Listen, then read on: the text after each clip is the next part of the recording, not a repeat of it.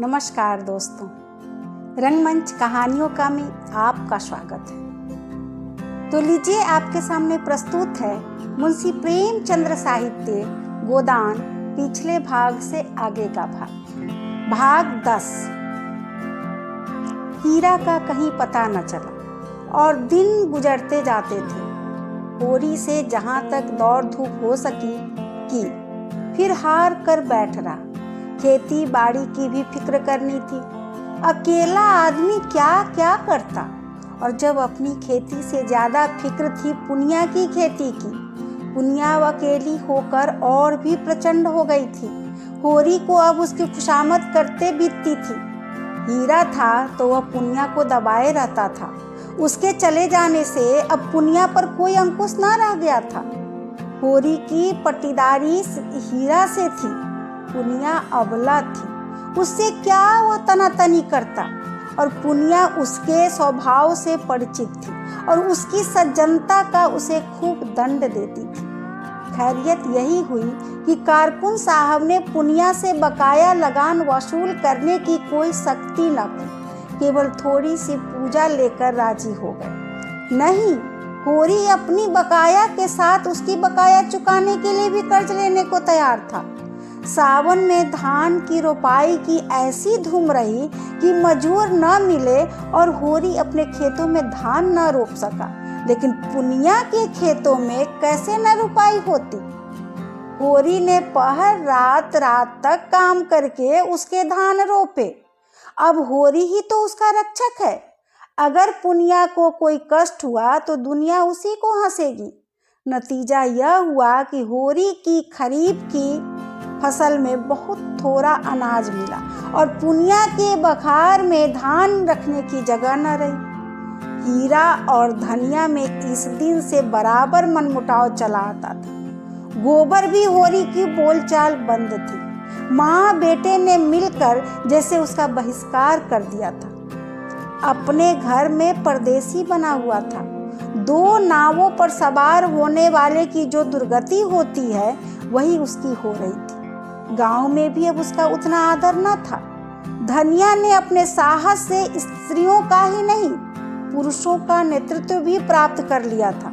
महीनों तक आसपास के इलाकों में इस कांड की खूब चर्चा रही, यहाँ तक कि वह अलौकिक रूप तक धारण करता जाता था। धनिया नाम है उसका जी, भवानी का इष्ट है उसे। दरोगा जी ने जो ही उसके आदमी के हाथ में हथकड़ी डाली कि धनिया ने भवानी का सुमिरन किया, भवानी उसके सिर आ गई। फिर तो उसमें इतनी शक्ति आ गई कि उसने एक झटके में पति की हथकड़ी तोड़ डाली और दरोगा की मूछें पकड़कर उखाड़ ली। फिर उसकी छाती पर चढ़ बैठी। दरोगा ने जब बहुत मिन्नत की तब जाकर उसे छोड़ा। कुछ दिन तक तो लोग धनिया के दर्शनों को आते रहे। वह बात अब पुरानी पड़ गई थी, लेकिन गांव में धनिया का सम्मान बहुत बढ़ गया। उसमें अद्भुत साहस है और समय पड़ने पर वह मर्दों के भी कान काट सकती है। मगर धीरे धीरे धनिया में एक परिवर्तन हो रहा था। होरी को पुनिया की खेती में लगे देखकर भी वह कुछ न बोलती थी, और यह इसलिए नहीं कि वह होरी से विरक्त हो गई थी, बल्कि इसलिए कि पुनिया पर अब उसे भी दया आती थी। हीरा का घर से भाग जाना उसका प्रतिशोध भावना की तुष्टि के लिए काफी था। इसी बीच में होरी को ज्वर आने लगा। फसली बुखार फैला था ही, होरी उसकी चपेट में आ गया और कई साल के बाद जो ज्वर आया तो उसने सारी बकाया चुका ली। 1 महीने तक होरी खाट पर पड़ा रहा। इस बीमारी ने होरी को तो कुचल डाला ही, पर धनिया पर भी विजय पा गया। पति जब मर रहा है तो उससे कैसा बैर। ऐसी दशा में तो बैरियों से भी बैर नहीं रहता। वह तो अपना पति है। लाख बुरा हो पर उसी के साथ जीवन के 25 साल कटे हैं। सुख किया है तो उसी के साथ, दुख भोगा है तो उसी के साथ। अब तो चाहे वह अच्छा है या बुरा, अपना है। दाढ़ीजार ने मुझे सबके सामने मारा, सारे गांव के सामने मेरा पानी उतार लिया, लेकिन तब से कितना लज्जित है कि सीधे ताकता नहीं। खाने आता है तो सिर झुकाए खाकर उठ जाता है, डरता रहता है कि मैं कुछ कह न बैठूं। होरी जब अच्छा हुआ तो पति पत्नी में मेल हो गया था। एक दिन धनिया ने कहा, तुम्हें इतना गुस्सा कैसे आ गया? मुझे तो तुम्हारे ऊपर इतना गुस्सा आए मगर हाथ ना उठाऊंगी। होरी लजाता हुआ बोला, अब उसकी चर्चा ना कर धनिया, मेरे ऊपर कोई भूत सवार था। इसका मुझे कितना दुख हुआ है वह मैं ही जानता हूं। और जो मैं भी उस क्रोध में डूब मरी होती तो क्या मैं रोने के लिए बैठा रहता? मेरी लाश भी तेरे साथ चिता पड़ जाती। अच्छा चुप रहो, बेबात की बात मत बको। गाय गई सो गई, मेरे सिर पर एक विपत्ति डाल गई। पुनिया की फिक्र मुझे मारे डालती है। इसलिए तो कहते हैं भगवान घर का बड़ा न बनाए, छोटों को कोई नहीं हंसता, नेकी बदी सब बड़ों के सिर जाती है। माघ के दिन थे, मघावट लगी हुई थी, घटाटोप अंधेरा छाया हुआ था। एक तो जाड़ों की रात, दूसरे माघ की वर्षा।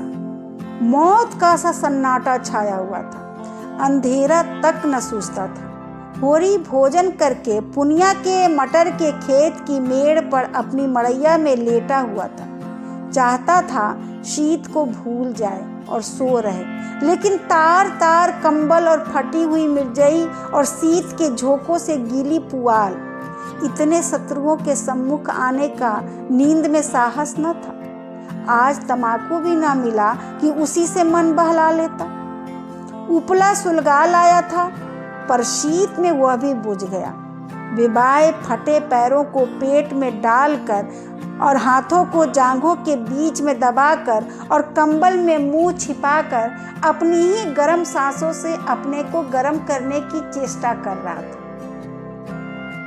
5 साल हुए यह मिर्जई बनवाई थी। धनिया ने एक प्रकार से जबरदस्ती बनवा दी थी। वही जब एक बार काबुली से कपड़े लिए थे, जिसके पीछे कितनी सांसत हुई, कितनी गालियां खानी पड़ी, और कंबल तो उसके जन्म से पहले का है।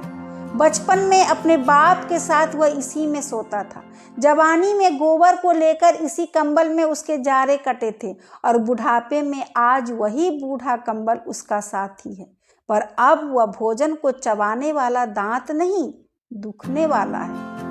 जीवन में ऐसा तो कोई दिन ही नहीं आया कि लगान और महाजन को देकर कभी कुछ बचा हो, और बैठे बिठाए यह एक नया जंजाल पड़ गया। ना करो तो दुनिया हंसे, करो तो यह संशय बना रहे कि लोग क्या कहते हैं। सब यह समझते हैं कि वह पुनिया को लूट लेता है, उसकी सारी उपज घर में भर लेता है। एहसान तो क्या होगा, उल्टा कलंक लग रहा है। और उधर भोला कई बेर याद दिला चुके हैं कि कहीं कोई सगाई का डौल करो, अब काम नहीं चलता। शोभा उससे कई बार कह चुका है कि पुनिया के विचार उसकी ओर से अच्छे नहीं है। न हो पुनिया की गृहस्थी तो उसे संभालनी ही पड़ेगी, चाहे हंसकर संभाले या रोकर। धनिया का दिल भी अभी तक साफ नहीं हुआ, अभी तक उसके मन में मलाल बना हुआ है। मुझे सब आदमियों के सामने उसको मारना न चाहिए था। जिसके साथ 25 साल गुजर गए उसे मारना, और सारे गांव के सामने। मेरी नीचता थी, लेकिन धनिया ने भी तो मेरी आबरू उतारने में कोई कसर नहीं छोड़ी। मेरे सामने से कैसा कतरा कर निकल जाती है, जैसे कभी की जान पहचान ही नहीं। कोई बात कहनी होती है तो सोना या रूपा से कहलाती है। देखता हूँ उसकी साड़ी फट गई है, मगर कल मुझसे कहा भी तो सोना की साड़ी के लिए, अपनी साड़ी का नाम तक न लिया। सोना की साड़ी अभी 2-1 महीने में गलिया लगा कर चल सकती, उसकी साड़ी तो मारे पैबंदों के बिल्कुल कथरी हो गई है। और फिर मैं ही कौन उसका गुणमनुहार कर रहा हूँ? अगर मैं ही उसके मन की 2-4 बातें करता रहता तो कौन छोटा हो जाता? यही तो होता, वह थोड़ा सा अदरावन कराती, 2-4 लगने वाली बात कहती तो क्या मुझे चोट लग जाती? लेकिन मैं बुढ़ा होकर भी उल्लू रह गया।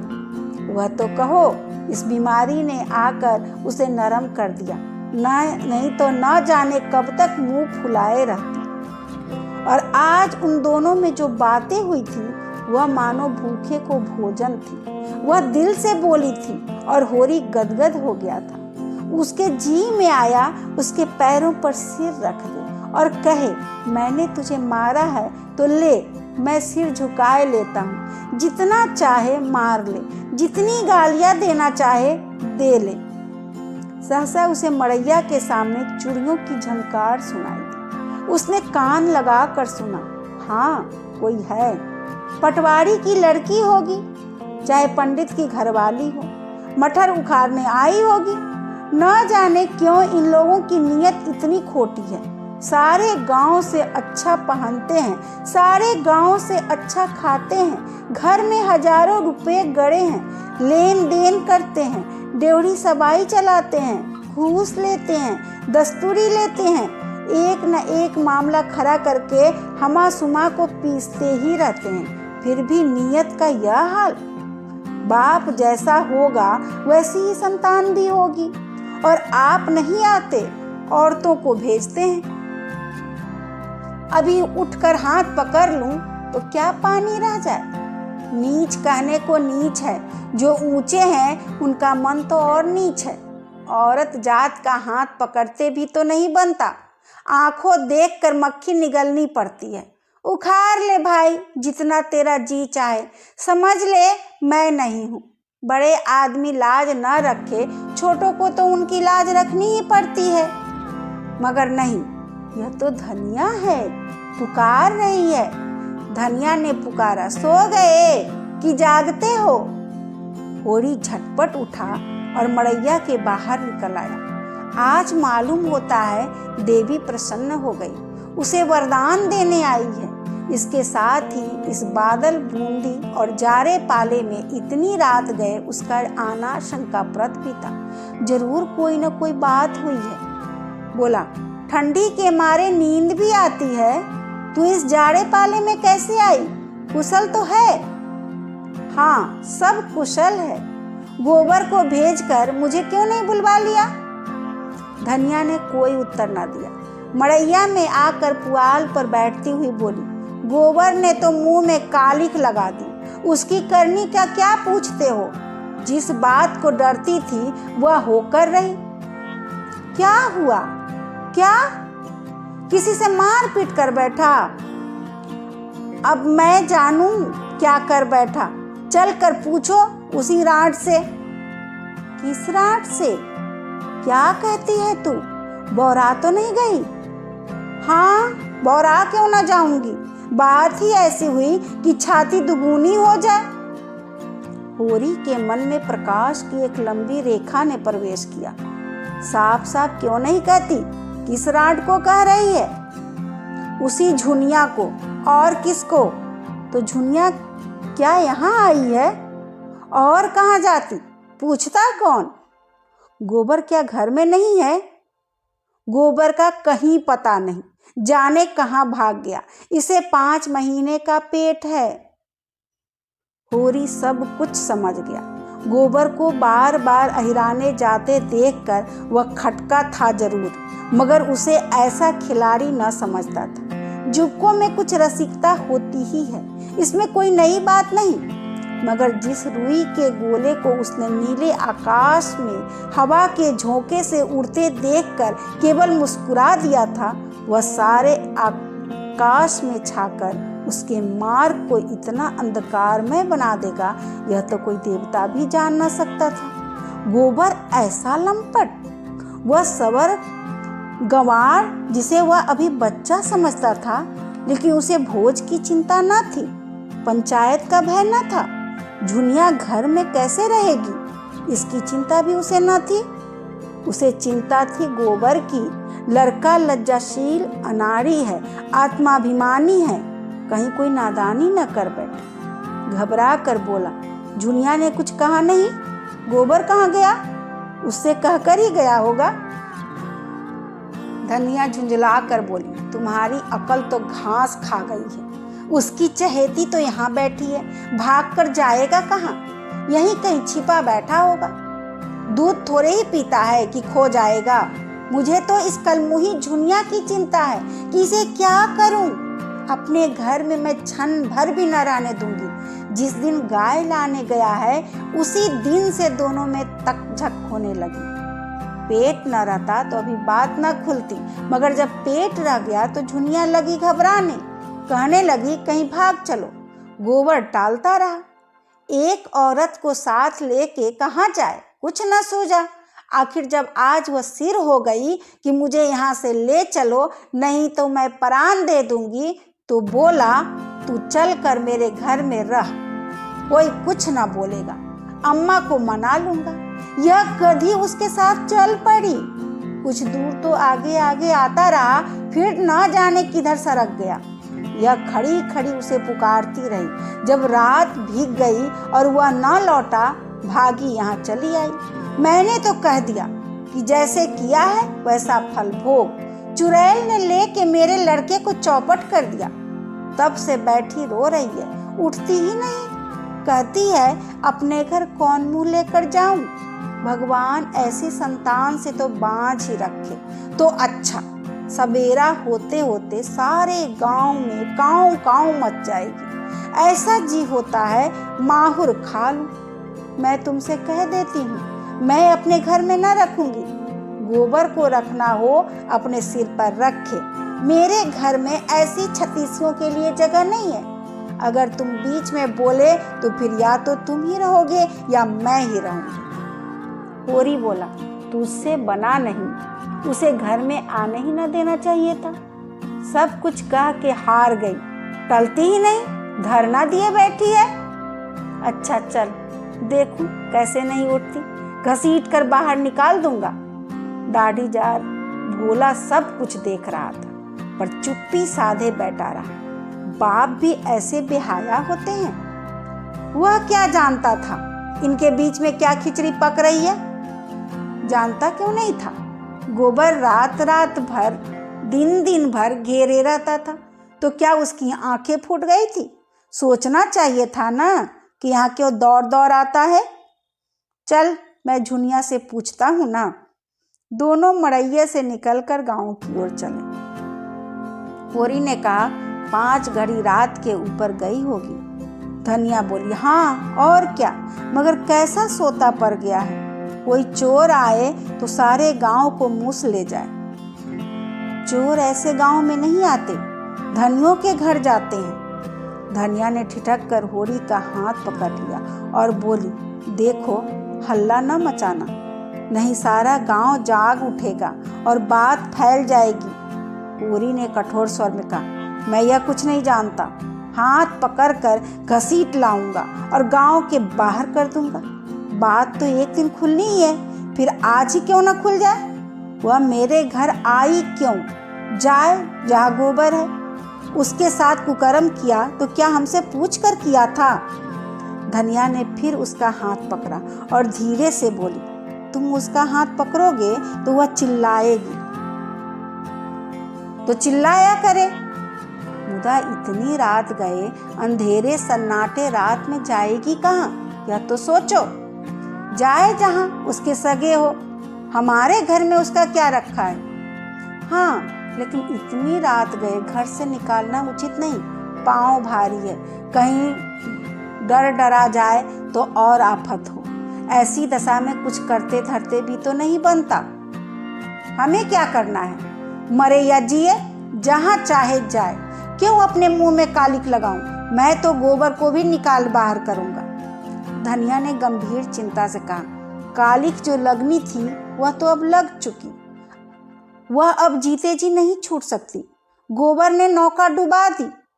गोबर ने नहीं डुबाई, इसी ने। वह तो बच्चा था, इसके पंजे में आ गया। किसी ने डुबाई, अब तो डूब गई। दोनों द्वार के सामने पहुंच गए। सहसा धनिया ने होरी के गले में हाथ डाल कर कहा देखो तुम्हें मेरी सौंह, उस पर हाथ न उठाना। वह तो आप ही रो रही है, भाग की खोटी न होती तो यह दिन ही क्यों आता। होरी की आंखें आर्त हो गई। धनिया का यह मातृ स्नेह उस अंधेरे में भी जैसे दीपक के समान उसकी चिंता जर्जर आकृति को शोभा प्रदान करने लगा। दोनों ही के हृदय में जैसे अतीत यौवन सचेत हो उठा। होरी को इस विगत यौवना में भी वही कोमल हृदय बालिका नजर आई जिसने 25 साल पहले उसके जीवन में प्रवेश किया था। उस आलिंगन में कितना अथाह वात्सल्य था जो सारे कलंक, सारी बाधाओं और सारी मूलबद्ध परंपराओं को अपने अंदर समेटे लेता था। दोनों ने द्वार पर आकर किवारों के दराज से अंदर झांका। दीवट पर तेल की कुप्पी जल रही थी और उसके मध्यम प्रकाश में झुनिया घुटने पर सिर रखे द्वार की ओर मुंह किए अंधकार में उस आनंद को खोज रही थी जो एक क्षण पहले अपनी मोहिनी छवि दिखाकर विलीन हो गया था। वह आफत की सारी व्यंग बाणों से आहत और जीवन के आघातों से व्यथित किसी वृक्ष की छां खोजती फिरती थी और उसे एक भवन मिल गया था जिसके आश्रय में वह अपने को सुरक्षित और सुखी समझ रही थी। पर आज वह भवन अपना सारा सुख विलास लिए अलादीन के राजमहल की भांति गायब हो गया था और भविष्य एक विकराल दानव के समान उसे निगल जाने को खड़ा था। एकाएक द्वार खुलते और होरी को आते देखकर वह भय से कांपती हुई उठी और होरी के पैरों पर गिरकर रोती हुई बोली, दादा, अब तुम्हारे सिवाय मुझे दूसरा ठौर नहीं है। चाहे मारो चाहे काटो, लेकिन अपने द्वार से दुराओ मत। होरी ने झुककर उसकी पीठ पर हाथ फेरते हुए प्यार भरे स्वर में कहा, डर मत बेटी, डर मत। तेरा घर है, तेरा द्वार है, तेरे हम हैं। आराम से रह। जैसे तू भोला की बेटी है वैसे ही मेरी बेटी है। जब तक हम जीते हैं किसी बात की चिंता मत कर। हमारे रहते कोई तुझे तिरछी आंखों से न देख सकेगा। भोज भात जो लगेगा वह हम सब ले देंगे। तू खातिर जमा रख। झुनिया सांत्वना पाकर और भी होरी के पैरों में चिमट गई और बोली, दादा, अब तुम ही मेरे बाप हो और अम्मा तुम ही मेरी माँ हो।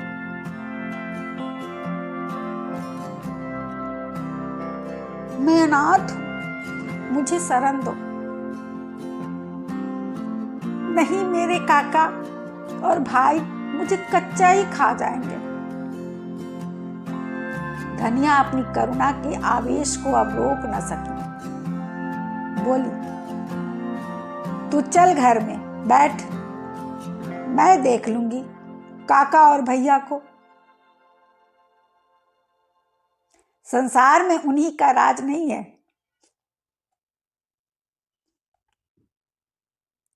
बहुत करेंगे, अपने गहने ले लेंगे, फेंक देना उतार कर।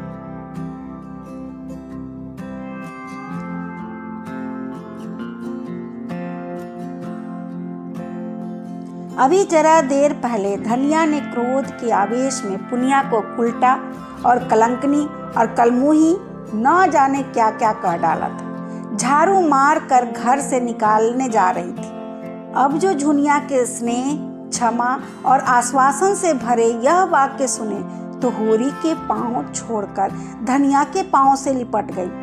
और यही साध्वी जिसने होरी के सिवा किसी पुरुष को आंख भर कर देखा भी न था, पापिष्ठा को गले लगाए उसके आंसू पोंछ रही थी और उसके त्रस्त हृदय को अपने कोमल शब्दों से शांत कर रही थी, जैसे कोई चिड़िया अपने बच्चे को पैरों में छिपाए बैठी। होरी ने धनिया को संकेत किया कि इसे कुछ खिला पिला दे और झुनिया से पूछा, क्यों बेटी, तुझे कुछ मालूम है? गोबर किधर गया?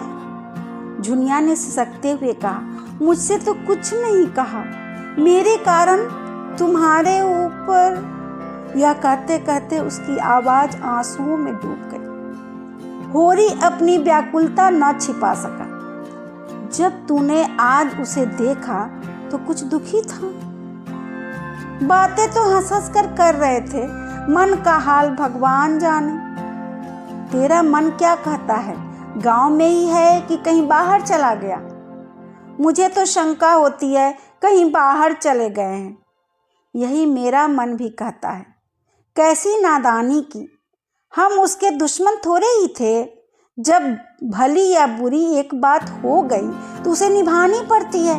इस तरह भागकर उसने हमारी जान आफत में डाल दी। धनिया ने झुनिया का हाथ पकड़कर अंदर ले जाते हुए कहा, कायर कहीं का, जिसकी बाह पकड़ी उसका निर्वाह करना चाहिए कि मुंह में कालिक लगाकर भाग जाना चाहिए। अब जो आए तो घर में बैठने ना दो। होरी वहीं पुआल में लेटा गोबर कहाँ गया, यह प्रश्न उसके हृदयाकाश में किसी पक्षी की भांति मंडराने लगा। अभी आप सुन रहे थे मुंशी प्रेमचंद्र साहित्य गोदान, पिछले भाग से आगे का भाग 10। धन्यवाद।